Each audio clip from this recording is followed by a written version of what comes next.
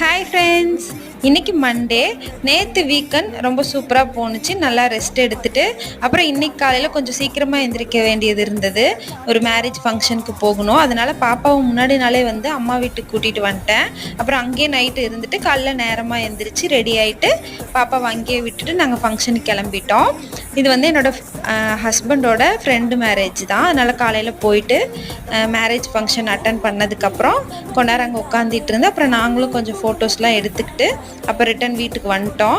பாப்பா வந்து வாட்டர்மெலன் அதிகம் கேட்டுகிட்டே இருந்தாங்க ரோட்டில் போகும்போது பார்த்துட்டு. அப்புறம் அதனால் வரும்போது பாப்பாவுக்கு வாட்டர்மெலன் வாங்கிட்டு வந்து கொடுத்தோம். அவளும் சாப்பிட்டா என்ஜாய் பண்ணி. அப்புறம் சரி மதியானம் வந்து பிரியாணி செய்யலாம் அப்படின்னு இன்றைக்கி அம்மா வீட்டில் வந்து மட்டன் பிரியாணி தான் செஞ்சுருந்தோம். சூப்பராக வந்திருந்தது. நான் உங்களுக்கு ரெசிபி வீடியோ அப்லோட் பண்ணுறேன். அப்புறம் நான் என் வீட்டுக்கு வந்துட்டேன். என்னோடய வீடு வந்து இந்த நிலமையில தான் இருந்தது. 2 டேஸாக எதுவும் நான் செய்யாதனால இனிமேல் தான் க்ளீன் பண்ணணும். நாளைக்கு வீடியோவில் பார்க்கலாம். பாய்.